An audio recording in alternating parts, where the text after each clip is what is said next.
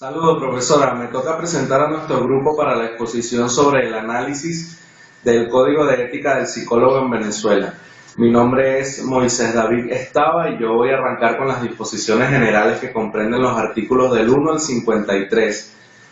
Continuará Keila Becerra con los capítulos 1, 2 y 3 que comprenden desde el artículo 54 al 95, los capítulos del 96 al 141 y que se enmarcan en los capítulos 4, 5 y 6 corresponden a mi compañera Dorlis Páez. Y cierra nuestra exposición Dexis Quijada con los artículos 142 al 182 dispuestos en los capítulos del 7 al 12. Esperamos que sea de su agrado nuestra exposición. Comenzamos. Arranca el articulado del Código de Ética del Psicólogo Venezolano con una claridad contundente sobre su carácter inviolable y sujeto solo a las leyes que promulgue la Federación de Psicólogos de Venezuela, sus reglamentos y acuerdos, la Constitución de la República y el Estado venezolano. Los artículos 1 y 2 declaran la obligatoriedad del Código y a los mandatos de la Federación que los agrupa en todo el país. El artículo 3 advierte que de infringir el Código y los mandatos de la Federación habrá sanciones previamente establecidas. Una profesión eminentemente digna y humana, así describe el Código de Ética del Profesional de la Psicología. Los artículos 5 y 6 explican y exigen al psicólogo su deber de contar con condiciones morales y éticas tanto dentro como fuera del ejercicio de la profesión. Un extenso artículo 8 enmarca el deber del psicólogo en cumplir y hacer cumplir el respeto a los derechos humanos. Pide también independencia, generosidad, imparcialidad y objetividad del profesional de la psicología. En el artículo 9 piden el cumplimiento estricto del deber profesional en casos de regímenes que violen los derechos humanos y se pide un enlace con el artículo 250 de la Constitución venezolana. Sin embargo, el artículo 250 de la actual Constitución de la República habla sobre la designación del Procurador de la República en el Consejo de Gobierno. Por lo tanto, entiendo y entendemos en el grupo que debido a lo antiguo del Código de Ética, esto quedó desactualizado y no está a la par de la Constitución actual. Se extiende el Código de Ética del Psicólogo en explicar, exigir y respetar en los artículos 10, 11, 12, 13, 14 y 15 el deber moral en el ejercicio de la profesión. También resalta la labor humanista y el apego a las buenas costumbres como deber para ejercer la profesión de la psicología en el país. Deja en claro el Código de Ética que se debe ser promotor e impulsor de una mejor profesión en todos los niveles de la vida. El psicólogo debe ser profesional con amplias facultades mentales, según el artículo 16. El 17 prohíbe sin dilaciones la promoción del consumo de drogas en los pacientes. Los artículos 18, 19, 20, 21 y 22 dejan muy claro lo que debe ser la relación entre el psicólogo y los entes públicos, así como la realización de informes sin favoritismo o tampoco se debería asumir cargos que desfavorezcan la moral y ética del profesional de la psicología.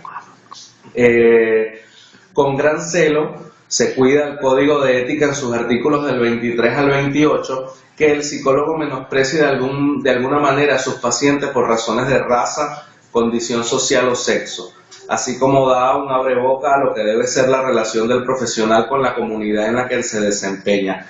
Del artículo 29 al 32 se plantea brevemente cómo debe ser la relación del psicólogo en cuanto al uso de su profesión, tanto de manera individual con sus pacientes como en lo colectivo, en cuanto a la atención gratuita a personas de bajos recursos y por último su remisión a centros de atención gratuita. Se extiende el Código de Ética en los artículos del 33 al 36 en lo que se espera de la relación y actuación del profesional con la Federación de Psicólogos y sus federaciones regionales y en menor punto en la relación con sus colegas. Desde el artículo 37 al 42, el Código de Ética del Psicólogo en Venezuela explica detalladamente lo relativo a avisos de prensa y publicidad interna y exterior del profesional, como viene el caso, tanto en los medios de comunicación como en las revistas especializadas y consultorios. Desde los artículos 43 al 48 se especifica cómo debe ser la relación del psicólogo con los medios de comunicación y específicamente se exige que el profesional coadyuve desde esta tribuna el mejoramiento de la profesión y que promuevan la práctica científica y la orientación a la ciudadanía. Termina el Código de Ética en su primer capítulo desde los artículos 49, 50, 51, 52 y 53 en recordar los valores morales y éticos que regentan la profesión y en el carácter social y humanitario de la misma. Muchas gracias por haberme escuchado y continuamos con la exposición. Hola, les voy a hablar de los deberes éticos en el área de la investigación. La investigación debe inspirarse en principios éticos y científicos, ser realizada por personas técnicamente entrenadas y científicamente calificadas. Los requisitos de la experimentación con humanos comprende que el sujeto tenga la potestad de aceptar o rechazar el hecho de estar participando en una investigación como objeto de estudio. Debe tener la facultad de suspender la experiencia en cualquier momento. Debe estar suficientemente informado del alcance y de las posibles consecuencias que le pueda traer el participar en una investigación como sujeto de experimentación. Debe contar con asistencia médica y psicológica antes, durante y después de la investigación. Y finalmente se debe contar con posibles compensaciones por los riesgos que puedan preverse por participar en esta investigación. Las responsabilidades del investigador. Para con el sujeto de estudio, el investigador deberá transmitir las verdaderas razones de su investigación, garantizar el anonimato de las respuestas emitidas y evitar aminorar los posibles daños morales que pueda traer su participación. Es importante, o podemos dar algún ejemplo de una amplia violación a este código de ética, el cual se dio en 1939 por el psicólogo Wendell Johnson, quien realizó una investigación en la Universidad de Iowa, donde tomó un grupo de 22 huérfanos, de los cuales 10 padecían de trastornos de tartamudez y 12 no padecían ningún trastorno del habla. Él tomó estos 22 niños, los unió, posteriormente los separó en grupos iguales. A un grupo fue sometido a un reforzamiento positivo, mientras que el otro grupo fue sometido a un reforzamiento negativo. Rápidamente se comenzó a notar cómo el grupo que había sido sometido a un reforzamiento positivo comenzó a mejorar, mientras que el grupo que había sido sometido a un reforzamiento negativo, en el cual existían niños sin ningún problema del habla, comenzaron a retraerse, comenzaron a tener problemas de tartamudez e incluso comenzaron a no hablar. Posteriormente, en el año 2001, la Universidad de Iowa reconoció públicamente y pidió disculpas por haber realizado esta experimentación.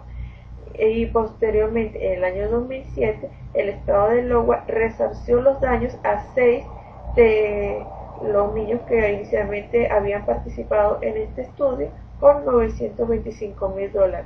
De allí la importancia de poder aplicar el código de ética de forma adecuada, puesto que no solo se creó un daño importantísimo a los niños que participaron, que no tenían ningún trastorno en el habla, sino que también posteriormente el Estado se vio pues, bastante afectado. De los deberes éticos en el área de la docencia. Deberes al ejercer la docencia. Promover el respeto permanente a la dignidad humana. No permitir que la docencia sea utilizada para dominar o explotar. Violaciones de los deberes para con la docencia. Participar en actividades que lesionen los principios consagrados en la Organización de las Naciones Unidas en la Declaración de los Derechos Humanos. Una notoria mala conducta y la capacidad pedagógica o científica comprobada. Y por supuesto el reiterado incumplimiento de los deberes como docente. Obviamente, volviendo al caso anterior, en este caso el señor Wendell Johnson podría haber sido descalificado por su notoria mala conducta o incluso por una incapacidad científica comprobada. De los deberes éticos relativos en cuanto a los recursos e instrumentos de trabajo psicológico.